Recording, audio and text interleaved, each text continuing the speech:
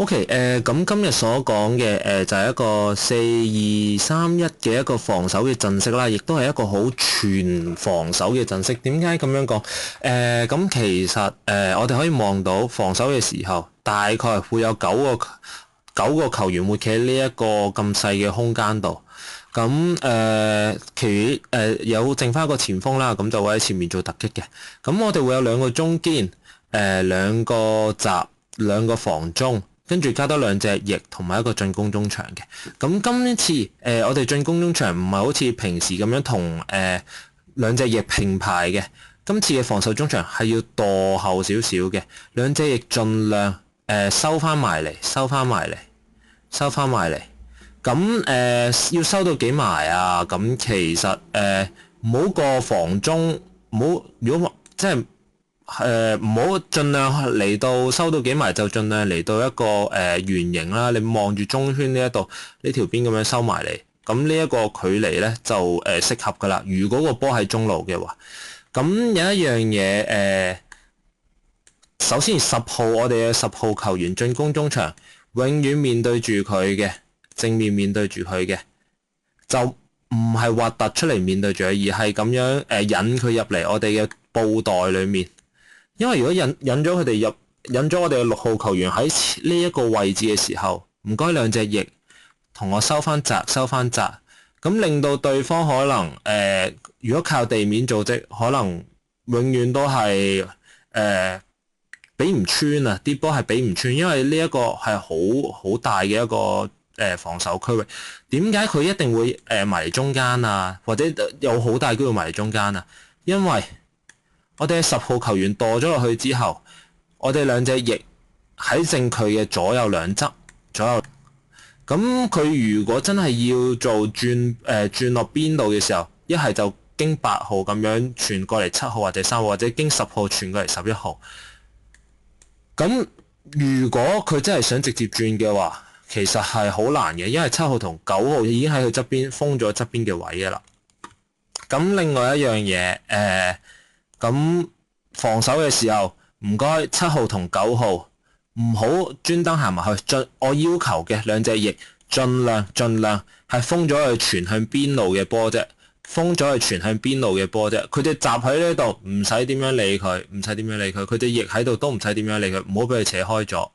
咁盡量係令到佢自己帶個波入中間。咁我唔相信呢一度我哋人多打人少，我哋呢度9個球員打佢哋4個球員咁樣，我唔相信。如果佢由中路嘅話，我就唔相信點樣可以成功咁樣入到我哋嘅腹地度啦。咁唯一一樣嘢，佢可能靠高波掉入嚟。咁呢一個時間，我哋嘅龍門咧就要打醒12分精神啦。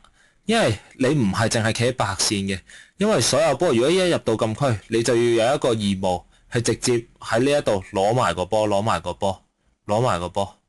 就係咁樣。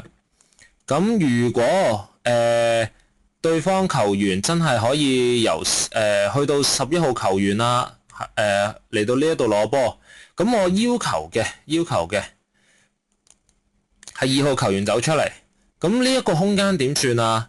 總之，我要兩個中堅唔要走出嚟包位嘅，仍然係由防中填翻落嚟呢一個位，10號球員填翻落去，即係進攻中場填翻落去防中嘅位。咁我哋隻翼咧就翻嚟呢一度嘅啫。如果佢嚟到呢一度即係總之佢嚟到呢一度嘅時候都係一樣，都係防中攝落嚟。我唔要中堅再出嚟啦。我亦都唔希望有好多情況之下，中堅甩咗位要由防中甩咗位係要由中堅咁樣走落嚟。記住，兩個中堅盡量留翻喺峨眉月對付翻你哋嘅前鋒。咁防中就要知道呢一個走位嘅變動，進攻中場一樣知道呢個走位嘅變動。OK。咁如果當攞到波嘅時候點樣？如果我哋喺中間，譬如喺呢一度截到個波，第一時間我哋以前鋒為目標，即刻俾前鋒。前鋒第一樣嘢，你呢一度冇可能自己轉身就直接跑去後面嘅。如果你係傳到倒腳俾前鋒嘅話，唔該，我哋嘅進攻中場或者我哋兩隻翼現一現身，我哋前鋒要 pass back 一下，跟住就自己走落去。亦可以直接帶個波落去啦，或者直接一個撞咁樣，撞波一個高波或者盡量地波咧，總之盡量地波啦，咁就直接傳去前面嘅時候，咁令到我哋嘅前鋒可以做到一個突擊，即係話我哋嘅前鋒第一下係 set 波嘅，任何人傳咗俾前鋒之後，前鋒第一下係 set 波向進攻中場或者去隻翼嗰度嘅。咁第二下就係一下打落去，或者由我哋嘅翼或者進攻中場帶個波上嚟啦。咁進攻嘅時候，因為我哋今次係以防守為主，進攻嘅時候，我只要求一隻翼、前鋒同埋進攻中場三個人喺前場活動嘅。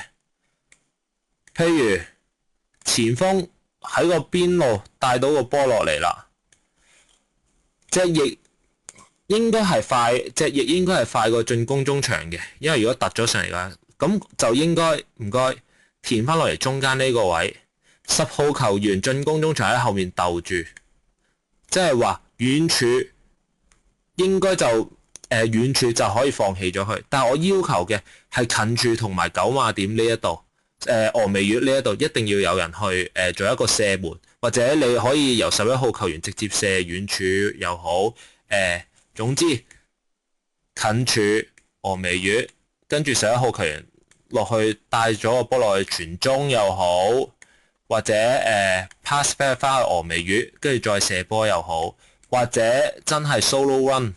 咩叫 solo run？ 就自己一個 one on one 對龍門之後，跟住射咗波又好。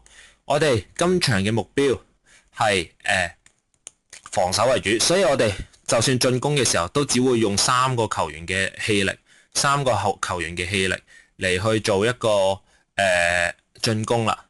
咁邊一隻翼上去啊？呢一個係一個好好嘅問題。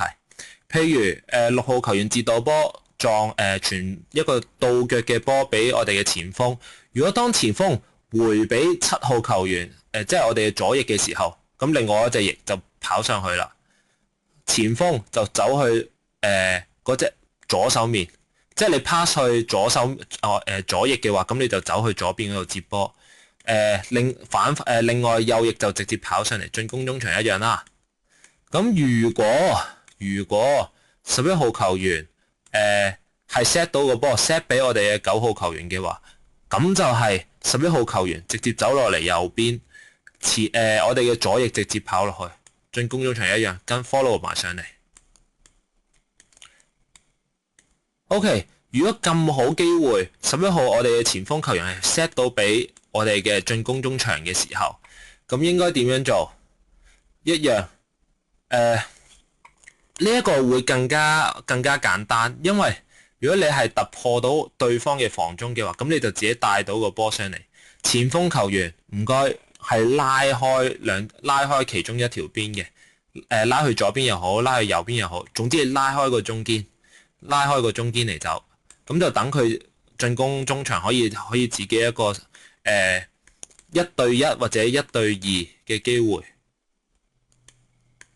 OK， 呢一個就係一個突擊啦，中路斷到波嘅突擊啦。咁如果我哋由隻閘嗰度，譬如我哋左閘攞到波嘅時候，應該點樣做？呢一個亦都係一個比較可以大家去慢慢去做波嘅。咁第一樣嘢，一係放一個直線，係一個地波或者中腰波嘅直線去前面。第二個選擇係俾我哋嘅左中場。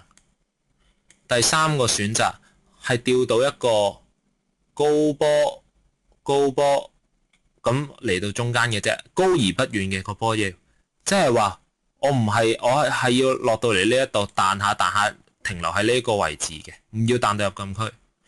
但係如果你要傳去對住確球期傳嗰啲咧，就要大力咁樣向前踢咗去，即係傳送到一個直線啦。呢一個就係個分別。